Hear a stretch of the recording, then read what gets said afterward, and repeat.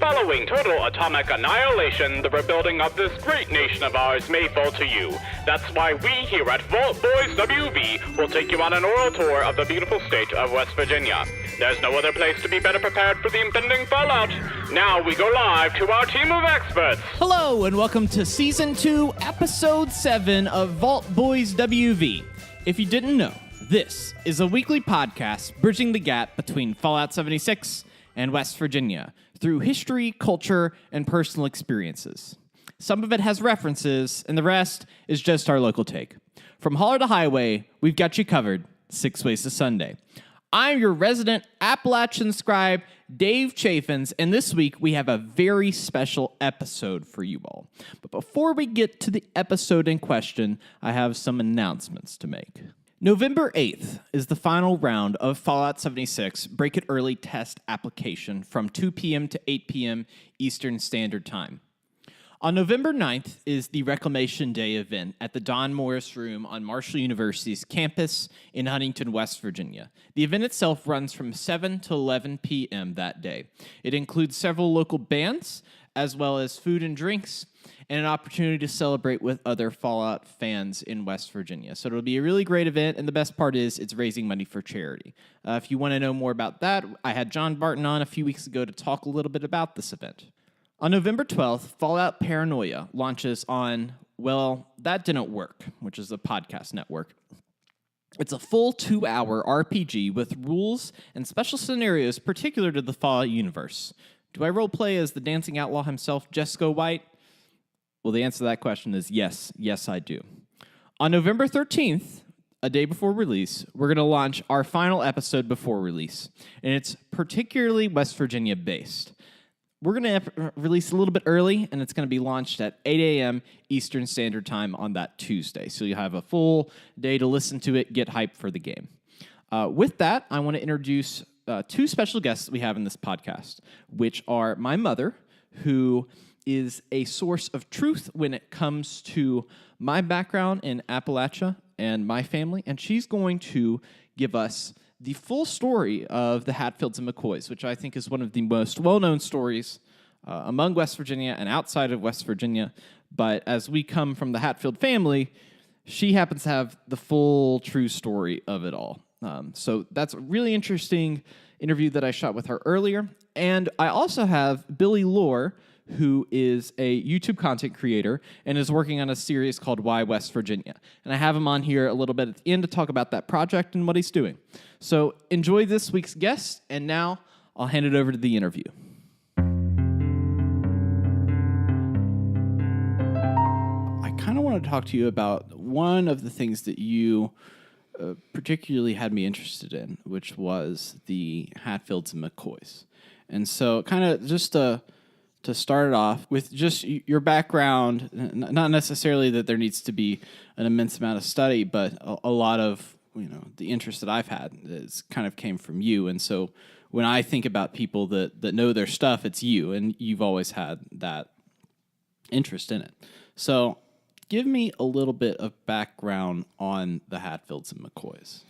Well, before I start, first let me say that I think it's important for you and your sister to know a little bit about your background. Well, that's good. Your father knows very little, even though that's where your connection is. It's really not my side of the family, it's his side of the family. But I think that you and your sister ought to know what's going on with your background. So that came into play with our upbringing. That's right. And when I married your dad and I found out he had all these connections to the Hatfields, I found it fascinating. But he really wasn't that interested. So. Well, if I'm correct, his dad was interested in it. My grandfather was your grandfather was very interested in it. Mm-hmm. And he kind of did just a little bit of research on some of that stuff, and you kind of picked up where he left off, if I'm correct. And most of the names that some of the names we'll talk about today, we'll mention Chafin, but your name historically was Chafin. Your great-grandfather added the S and the F because he lived on the street with most of his relatives whose last name was Chafin, and he didn't want to get the mail all mixed up, so he sent off to Washington and had it legally changed to Chaffins instead of Chafin. That's a real West Virginia problem of living around everybody with the same name, and then you got to send off. Send off a mailer to get a change. Yeah, they were getting each other's mail all the time. Yeah. So give me a little bit of background now on who this Hatfield family was. How did the McCoys play into it? Give me a little bit of that story. Well, originally, the Hatfield family descended from England, from relatives in England. Right. And the McCoys came from Ireland. Now, when they got established here in the United States, they settled in what is now Mingo County in West Virginia. It used to be a part of Logan County, but the counties have realigned, and Right. it's Mingo County, and it's right on the. It's called the Sandy River, the Big Sandy River, and it's on the Like fork. the arena in Huntington, the Big Sandy Superstore. Right, it's on the Tug Fork of the Big Sandy River, and that all eventually empties into the Ohio. So it's right on the border of Kentucky and West Virginia, over on that western side. Okay. That's where a lot of that coal mining eventually was. Absolutely. Was through there. Absolutely. Now, the McCoys lived on the Kentucky side, and the Hatfields lived on the West Virginia side. And they all knew each other. And they'd known each other for years, the families. They go back several generations and have known each other. But when the Civil War started, all the Hatfields, most of them, sided with the Confederate states because they were in West Virginia, and most of West Virginia had sided with the Confederate states. Why do you think that's the case?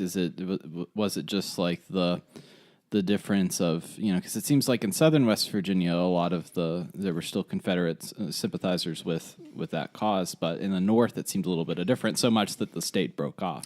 Yeah, and I think a lot of it had to do with some of the mountain people. Their values and background just tended to align more with the Confederacy because they were mountain people than city folk, say, in eastern Virginia and that sort of thing, and in northern West Virginia more so. So the people on the Kentucky side... Not that northern West Virginia is particularly city folk, but... Well, more so than southern West Virginia. Yeah, there's differences between north and south. Right.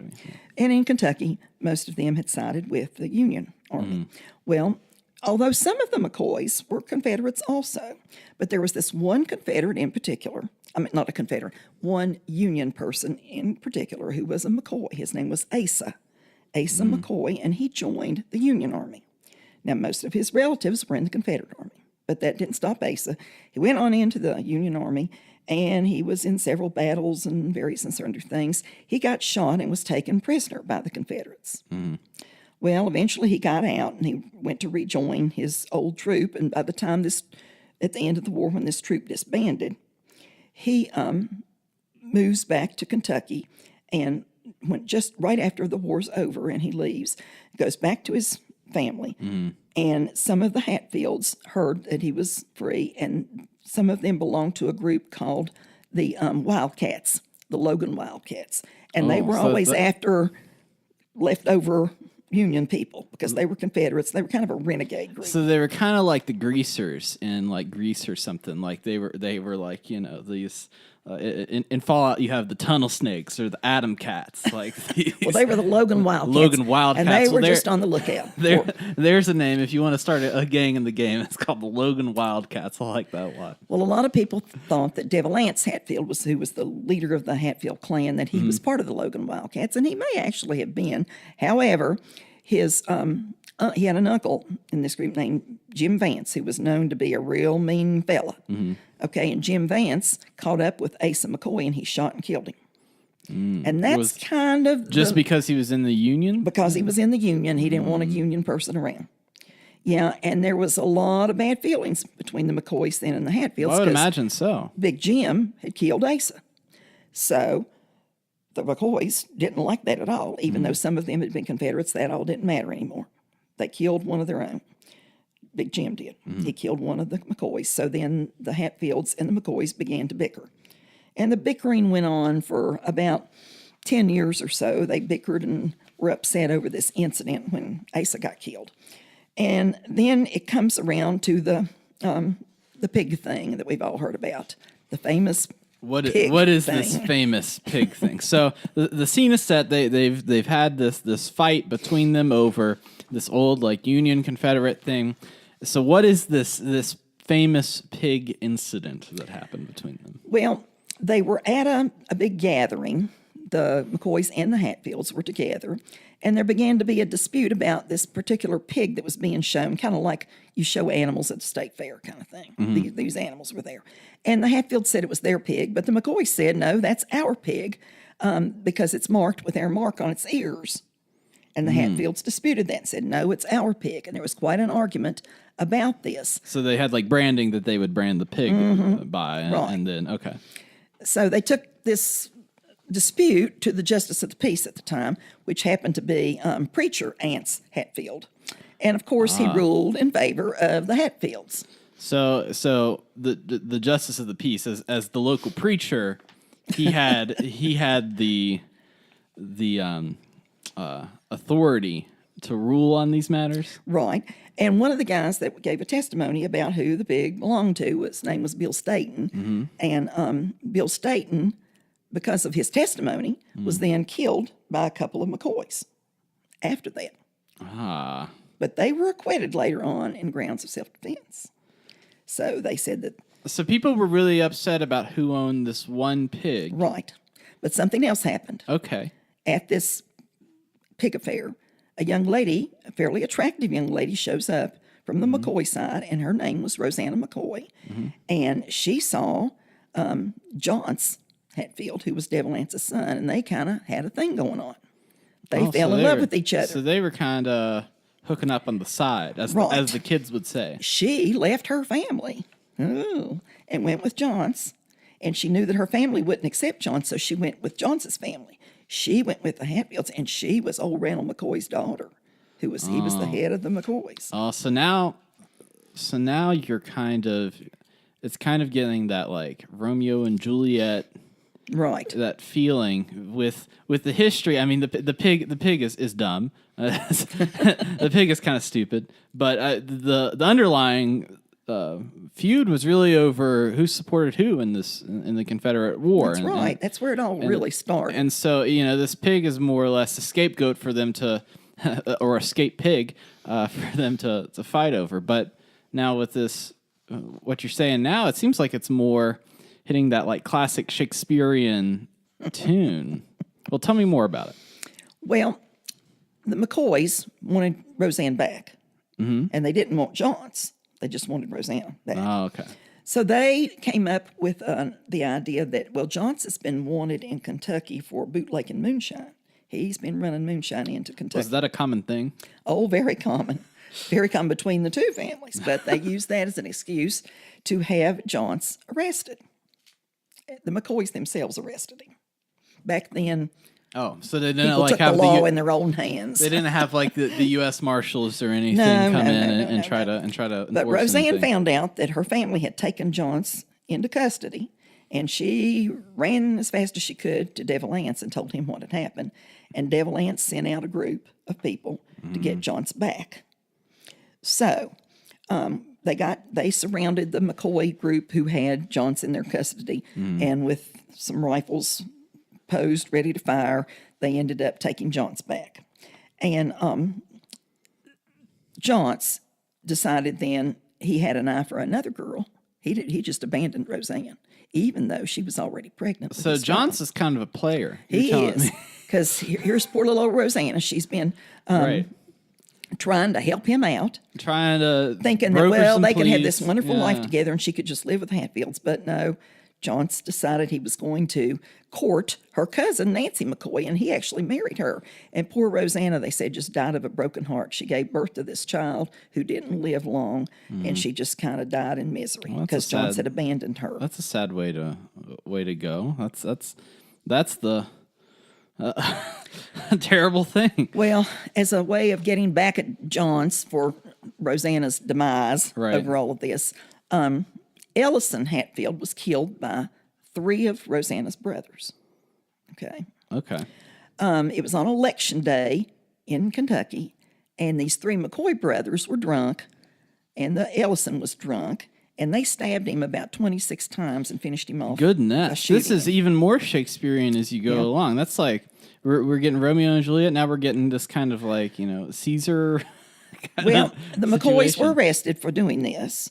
And they were taken to Pikeville, Kentucky, which was the main place there for the trial.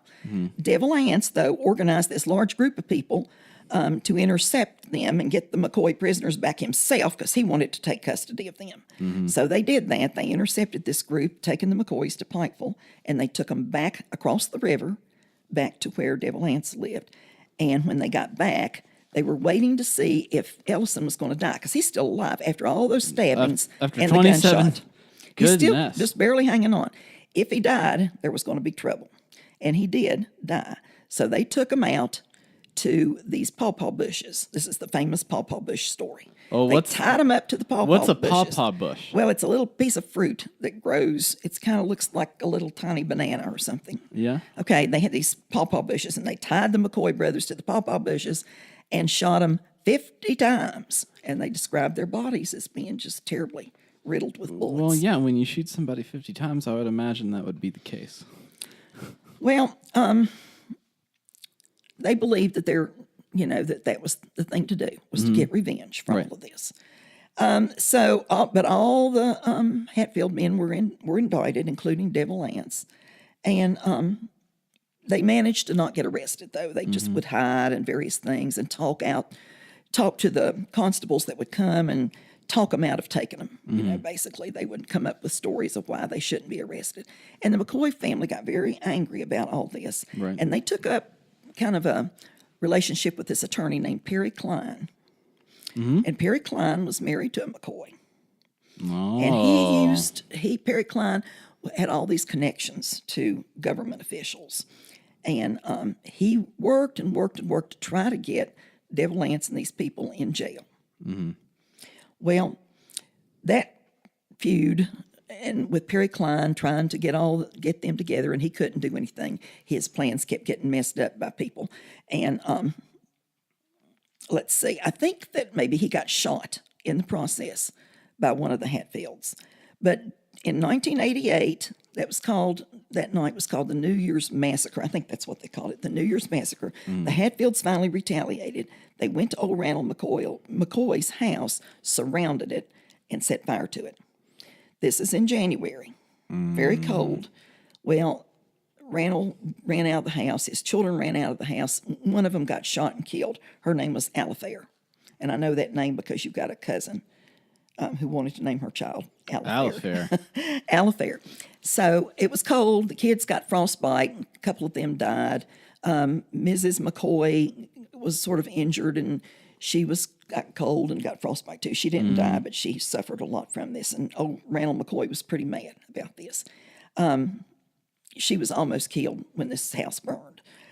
So even though Randall escaped in the woods, he lost several of his close immediate family members. Right. They moved after that to Pikeville to try to get away from all the stuff going on. So they moved to Pikeville. The McCoys did. Well, so they've gone through. Let's see.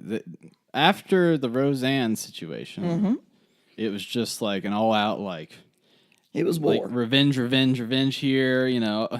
They do this. We get them back. We get them harder this time until they burn this house down. Right, and people call it the feud, but it was sometimes called a war between. Well, it sounds like it between all this shooting and stabbing.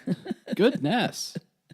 Well, a couple of years later, after that happened, I believe, one of the governors of West Virginia said he wanted to invade Kentucky, and then the governor of Kentucky wanted to invade West Virginia, and there was all this stuff between them going on. A lot of threats were made. It turned in, and not only turned into this family feud, it turned into the state feud between Kentucky and West Virginia, you're telling me, right?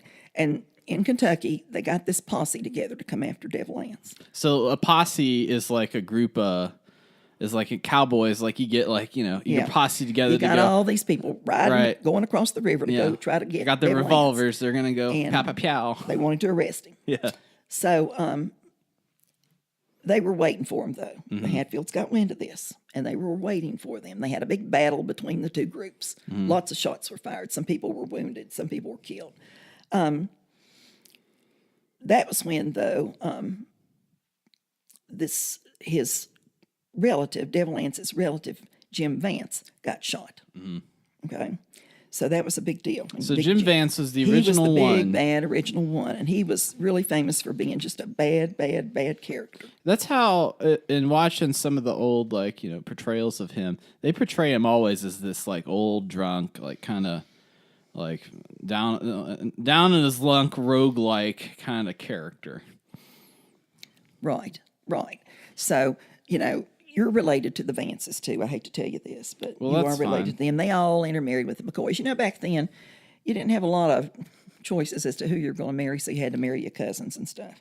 So the Vances... Is that the case? Yeah, that's the case. The Vances and the Hatfields, and there was some other families involved in that, were all intermarried with each other because that's the only people they ever saw. I guess they that's lived true in such when a you're remote area. I'm glad that we don't live in those times anymore. I'm glad that we've got some more people in the world now. Well, Jim Vance, he was just, like I said, mean, and he didn't want to be arrested, so they just shot him and killed him on the spot. Well, there was all these problems between West Virginia and Kentucky over this feud or this war, whatever you want to call it. Right, because it was disturbing the... This whole thing was even brought to the Supreme Court. Oh, goodness. And the Supreme Court ruled that, they ruled in favor of Kentucky, that you couldn't take fugitives, though, illegally from another place.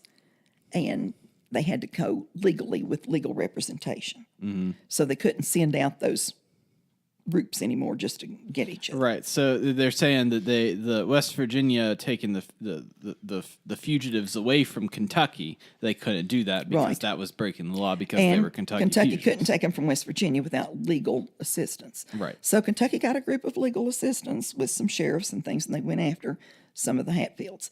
They took 7 of the Hatfields, and one of them included a young man who was a Mounce, and that's another family name. You have some Mounce. relatives. So let's Mounce. see. We've Vance, got Mounce, Hatfield. Vance, Mounce, Hatfield, and then in the story we've got the McCoys, and we've got their lawyer, Perry Vance. Yeah, Perry Klein. He's Perry Klein. All right. Perry Klein. All right. So, Okay. So it's like Game of Thrones at I know, this it's point. hard to remember. We've got it's like who's in what house and the War of the Five Houses. And You're right.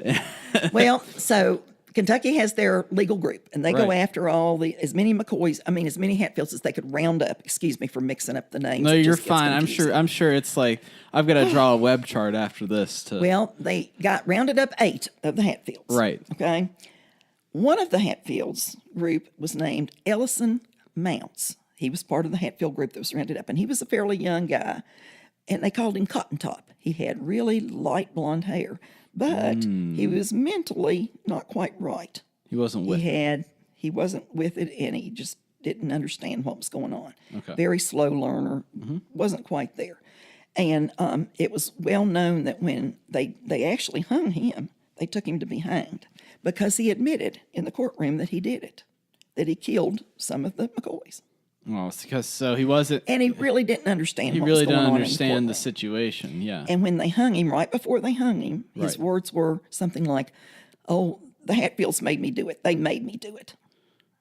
Made him kill. Some Yeah, McCoys. made him kill. Okay. Yeah. Mhm. So that was kind of a sad story. So Ellison is this young guy, and he but has that pressure. From, he's a Mounce. Okay. Yeah, but he's not a Hatfield. He's Not a a Mounce. Hatfield, But yeah. the Mounce and the Hatfields are related. We're in the One same party. of your relatives up the line is a Mounce that married into the Chaffins family. Oh, okay. Now, the Chaffins is another name that pops up, and if you look at the family tree, you see a bunch of Chaffins in the family tree. You do understand that Devil Ance's wife was a Chaffins. And I had mentioned this in a previous episode that was the case, and she was a part of the Chaffins family, but had the Chaffin maiden name, like Right. the original Right. Chaffin name. She had a brother named Tom Chaffin, and that is your great-great-grandfather. It's funny because my dad's name is Tom Chaffins. That's right. Because they had the name changed because everybody was getting the name. Right. Okay. So there were several Tom Chaffins in the family. All right. Okay. So that's sort of how you got in line with the Hatfields. Mm-hmm. Your great-great-grandfather was Devil Ance's brother-in-law, basically. Okay. So, well, things kind of died down after this trial where they hung Ellison Cotton Top. You got Mounce. Ellison Cotton Top. And the others were put in jail. And some of them died in prison. Okay. Nobody could get them out. And one of the Hatfields that had been put in prison was Wall, or Valentine. He's known as both, Valentine or Wall. Valentine or Wall. Mm-hmm. And I have a friend here who's a Hatfield. His name is Russ Hatfield, and he was a priest in the Episcopal Church locally here, and he is a direct descendant of Valentine or Wall. Oh, okay. Okay, that was his great-grandfather. Valentine. Right, who died in prison. Well, things died down after that. Devil Lance got religion. He got saved and became a Christian. So And when he was was it like like 76. Was it like a Baptist Reformation? Was Well, it like he just saw the light finally. I guess his wife probably drug him off to church too many times, and he finally said, "That's it. Okay. I'm going to do it." And he got baptized in a river. Well, it's funny because as you mentioned before, he was a preacher. Well, that was another relative. Yeah. Oh, that's another relative. That is another Okay. relative. And Randall McCoy, he continued to live. He died from natural causes pretty much in Kentucky. And when he died and when Devil Lance got religion, then It all the feud calmed down. fizzled down. Right. All right. Now, Devil Lance had this big logging business. Right, made because he lot was of money he with was a it. business-man. Yes, he Both the was. families were very involved in the state economy and were well off. Well, not the McCoys. I thought the McCoys were. They were not well off. They were more like a lower middle class family. And the Hatfields were like an upper middle class Upper family. middle class, yeah. Because he made a lot of money with logging. With the logging, yeah. And the McCoy family had a farm. And that's where they got their income from, was from a I farm. rewatched the Netflix series with Kevin Costner, and they were doing logging in that and had some dispute over some land or something within Right. the Netflix series. And but that was always part of it, you know. Right.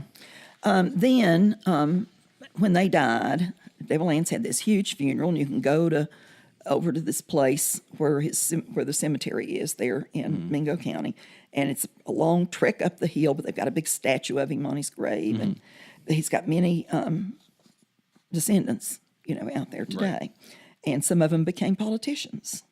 So I thought that was interesting. I some of remember the- that there was a governor of one West of the governors Virginia was a a Hatfield. Hatfield. That's right, and he was a governor.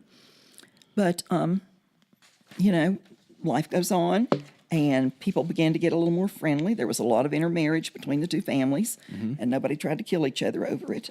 So- Well, that's an improvement.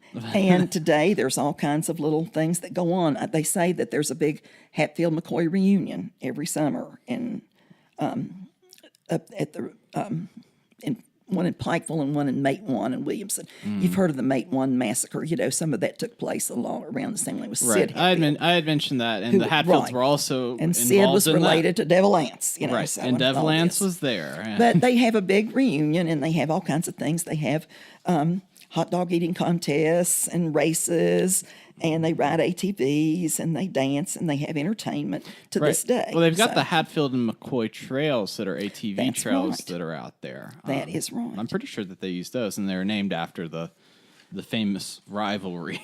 That's right. And the one thing I thought was interesting, I found in a resource where there is a video game, since part of your podcast is on video games. Oh, look at There you was a coming video in with the game. video game information. And the game is called World of Warcraft. Oh, And it features two feuding families called McClure, that's from McCoy, and Stonefield from Hatfield. And a pig that they're fighting over, which is a reference, of course, to the feud itself. Right. So I thought that was interesting that this That was is in the interesting. World of Warcraft. So anyway, and of course there's lots of stories and things that have been handed down. But basically those are the close to the facts as best I know them about this particular feud. So well, so I've got some questions in general. So was and just from my perspective, was our family involved in the fighting as well, just because of the association? Was it like it seemed like the way you're telling it, it wasn't just like the specific Hatfields, it was the overarching clan of Hatfields. Right. So your great-great-grandfather was part of the groups that went with Devil Lance to attack some of the McCoys sometimes. There's a picture of him holding his gun with the Hatfields, there. So yes, the Chaffins were involved, the Vances, the Mounts. The So Chaffins. it's not just these two families. It was more or less like two different communities that were close knit together, but very, very different from each other. Well, all of these folks, the Mounts and the Chaffins and the Hatfields, they all worked in this logging business. It required a lot of men to work. So that's how they all lived in this one area, and those were pretty much the main families that were there. So if you worked with the logging, if you worked on the McCoy farm, or if you worked in the logging business, you would be associated with that family and probably been involved in. However, most of the names you hear from the McCoy side are strictly McCoy, but you do hear other names from the Hatfield side, like Vance, like Mounts, like Chapin. Well, I mean, everybody kind of Devilance is the name when you think of, at least for me, is the name that you think of, the character that you think of. When you we call him Devilance. His real name was Anderson. Right. And that's Devilance is more cool. Well, I suppose. So the story of the Hatfields and McCoys, and you kind of, I know your take on it is more in the historical reference of this is what actually happened by the details and the facts.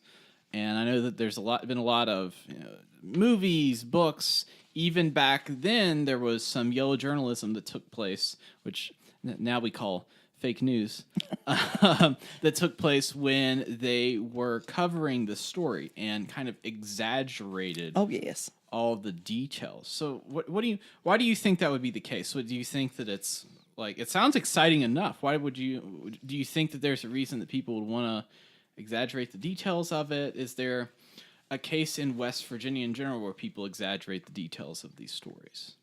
Oh, I'm sure there are. It just makes for better storytelling. Mm-hmm. And West Virginia's famous for storytelling. Right. That's one of the things that people are good at.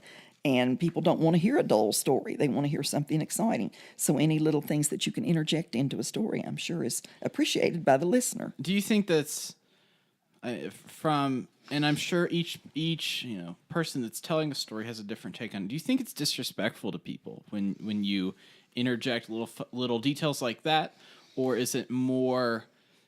I guess it really depends on the situation, but is it more like a fun little piece to add in? What do you think? I think it's more like a fun little piece. I mean, these people were vicious. I don't think they can be disrespected. They were disrespected all over. It wasn't a respectable They went around feud. killing each other all the time. There wasn't anybody that There's was... nothing respectable about it. Right. But to tell the stories, I think people add in fun little things. Mm-hmm. Now, this is according to your grandmother. Your great-grandfather used to go visit Devilance. He was a Baldwin Felts detective at one time, mm-hmm. and he was a local sheriff after that, and he would go up and visit Devilance, and according to what he told your grandmother, they would have week-long parties where the house was full, and people just slept all over the house, that you couldn't walk without stepping on a body, that people just slept wherever they could. It was like one giant room, and there might be 100 people in this room because they'd been partying, and they just went to sleep wherever they were sitting. So it was just he had made all this money with the logging business. Yeah, and they have their bootlegging thing, with the moonshine and stuff, and you gotta, makes a good party. You got to be multi-purpose when you go into business in West Virginia, it seems. And you got all the women there to cook, and it's just quite a celebration. So, it was an interesting time. I wouldn't want to have lived during that time. So what makes you so interested in this subject in general? Well, I like history, and because it's your history, it's for you, David. I mean, I don't have that much of an interesting history on my side of the family, but you have a good history on your side that should be passed on to your children. It's certainly interesting, and it's something that people all over the world probably have heard of, the Hatfields and McCoys. Yeah, it's one of it's one of the subjects that I wanted to cover on the show that I know isn't right now. As we're recording this, and I don't know if it's going to change. That isn't explicitly mentioned in the video game. It's one of the subjects, along with I had covered the Battle of Blair Mountain Mate 1 Massacre before, that isn't specifically mentioned in the video game. But I think it's an important story to tell and to discuss when thinking about West Virginia history in general. let alone my own personal history for my. Well, you for know, my it was kids. always interesting to me as I became an adult and married your dad, and then started hearing about all of this. That my best friend from childhood, her grandmother was your great grandfather's sister, and so she would have been related, and her children to you. I didn't have any idea of that, but she was on the train during the Matewan massacre, and her daughter was there with her, and her daughter was my fourth grade teacher, and she distinctly remembered being on the train and being told by her father to lay down on the floor and don't get up till we tell you, because the bullets were coming into the train. Goodness. So it's a small world sometimes. It is, and I think it's funny because where the house that I grew up in is situated. It used to be, and I don't know if that's the case anymore, that maybe a block up the road, there are McCoys. Yes, absolutely. that live a block up the road from where we are. That are descendants of the McCoy Yes, family. absolutely. And we're all good friends. We're all good friends. Yeah, there's no. Went to school with them. It's very nice family. Well, that feud has been laid to rest, but it certainly has a lot of interesting stories connected to it. It does. Very interesting things that really tell you about the times and the area that they lived in and what life was like. So how was the story told from your perspective? Not from your perspective, but from the family's perspective. Well, from the family's perspective, because we're related to the Hatfields, Right. and we're their friends, the Hatfields were in the right and the McCoys were in the wrong. And that's historically our take on it. But Right. we know if we sit and reason this out that that's ridiculous, that nowadays everybody's friendly and everything. But if we had to say, well, who are you for? Well, definitely our family sided with the Hatfields. And so it's kind of between each family, like as you pass down a story, the details get a little changed here and there, and Right. you're kind of led in one direction until now, with the power of the internet and everything, we can kind of get together and corroborate some different And stuff. Devil Anse was thought of as like God of all the family, the Right. Hatfield grew with the Vances and the Mounds and the Japins. And that was just it. And the McCoys were just like dirtbags. But that's not true. Right. But Of course. that's the way we all probably saw it. Of course. So, Well, I want to thank you for coming on and kind of telling the story, because you hear the story differently from so many different people, and instead of maybe me telling the story, maybe I would have somebody on who has told me the story and have it kind of, instead of coming at, a few ways down the line, you get it directly from where I've personally heard it my entire life. So I really want to thank you for being on the show and coming in and talking a little bit about West Virginia history. well, thanks for asking me. Of course. So with that, I will now cut back to the next segment. Okay, thanks.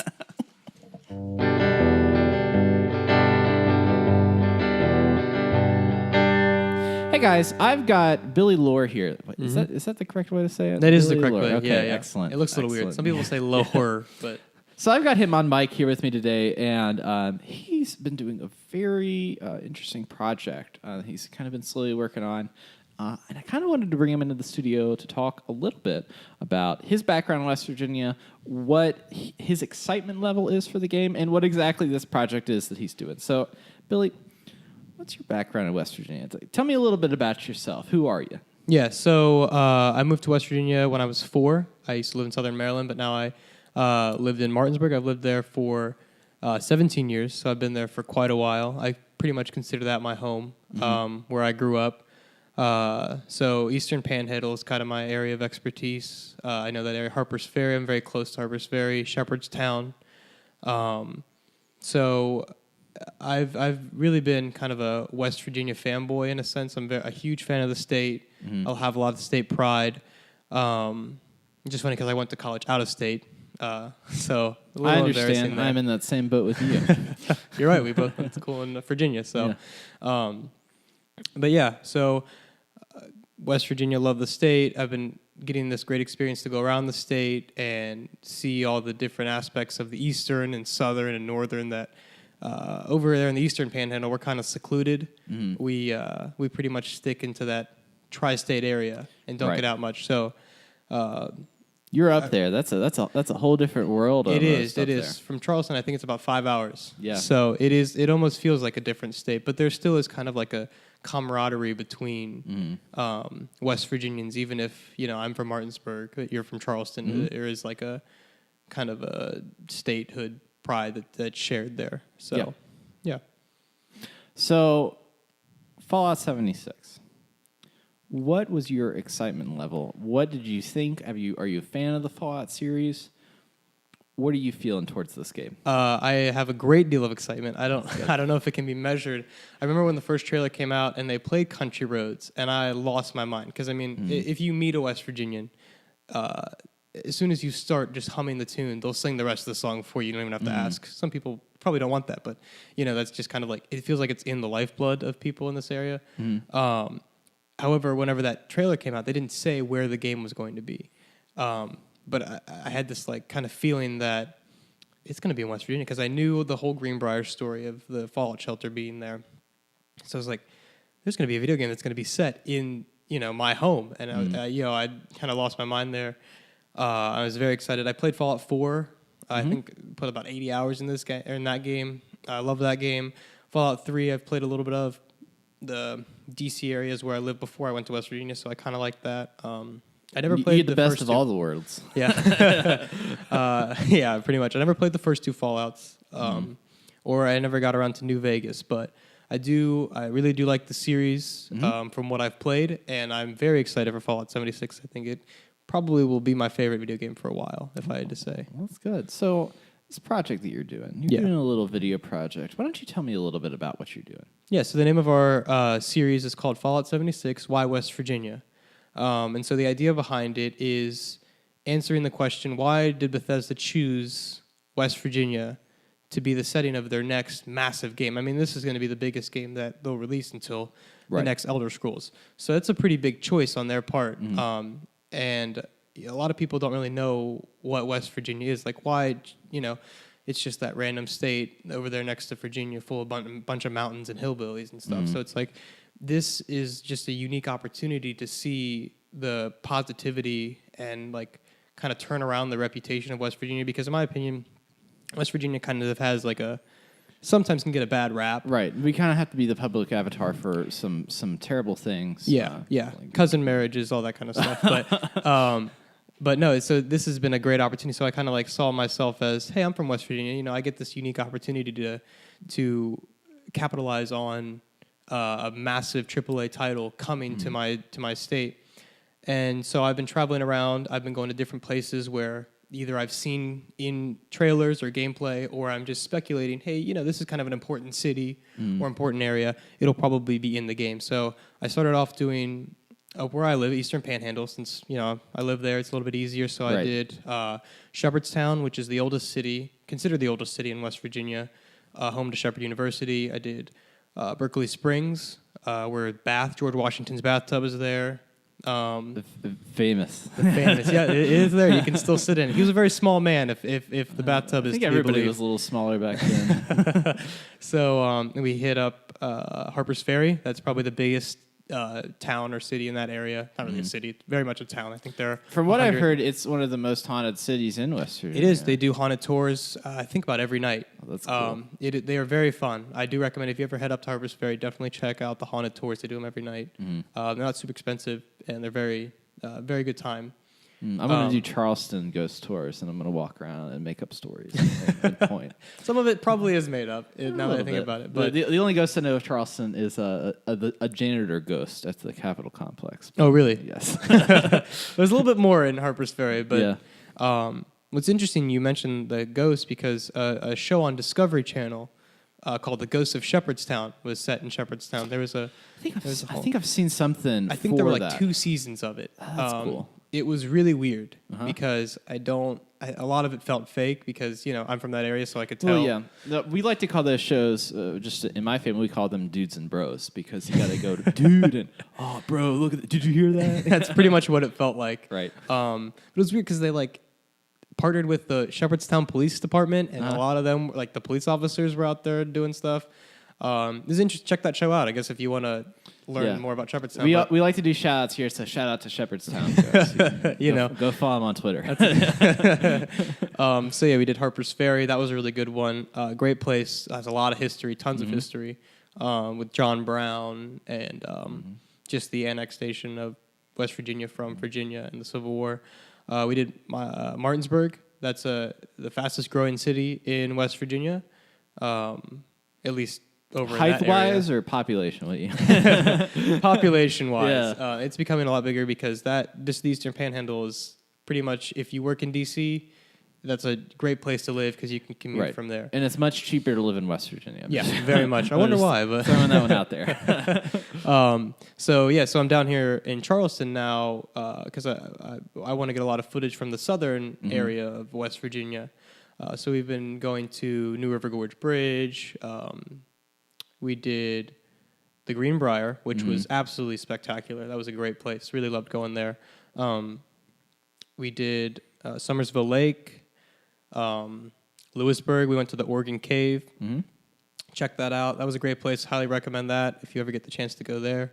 Now we're stopping in Charleston, hopefully doing Huntington and Point Pleasant later today, and then hitting Flatwoods on the way home tomorrow. And then we want to do another trip going to Morgantown, Clarksburg, Grafton, Wheeling at some other time. So you're trying to hit up and get footage of the whole state and tell a little bit of history and background for everything. That is the goal. It's been a little bit more difficult in the southern and then when we go up to Morgantown stuff. Right. Just because I know the Eastern Panhandle so well. Like I know that history. Those are easy scripts to write. But these other places, I'm kind of learning for the first time a little bit, which is embarrassing because I am from West Virginia. Well, it's hard. And I mean, I'm familiar with a lot of the South Central and part of the bordering on the Blue Ridge Mountains. The more it's all mountainous. But I don't know what more mountainous means. Yeah. But I'm familiar. I'm familiar with what I know. But the Eastern Panhandle is not something that I'm particularly familiar with when it comes to Fallout or when it comes to West Virginia at all. Yeah, so it's been great, like being able to collaborate with this podcast and other people, and just getting that expertise from the people from the specific area. How did you collaborate? Did you have some handsome devil in one of your videos? You're right. If you check out our Charleston video, which I can try to coincide that with this release. David is in that episode. He gives us some great information about Charleston and how it'll be incorporated in Fallout 76. Yeah, get the radio voice with the TV face. Yeah, exactly. There's a reason he's on podcast. Right. I'm just kidding. Of course, just kidding. Coming in. We got the shout outs, now we got the burns in here. It's turned into a roast really quickly. Yeah. But no, yeah, it's been great. It's been a great project. We've seen a lot of good responses, a lot of growth. And just hoping to go from there. Yeah, what I've seen I've really liked, and I know that you've been a student of film and have studied film, and you have a passion for that, and it's nice to see, as West Virginians, what we can contribute to our state and its growth, and you're doing a really great job, and I would tell everybody to go out and check it out. Where exactly? We post on YouTube mainly. Nice Specs Productions is the name of the channel, or you can search Fallout 76, Why West Virginia. That should get you there. You can also go to our Facebook page, which is facebook.com/NiceSpecsProductions. Or you can follow me on Instagram or Twitter. Both of those handles are Billy Lohr, or like Billy_Lohr or something like that. So not like LORE, it's LOH. LOHR, yes. And I'm not like a folklore. I am a folklore, yeah, LOHR. All right, well, Billy, thank you for coming in and for talking a little bit about your project. And that's it for today. Make sure to check us out at VaultBoysWV. Send your questions to vaultboyswv@gmail.com. Give us a like on social media. Leave us a rate on iTunes. We'll shout you out in the podcast. But for today, that's it. The vault door is now closing. Stay safe.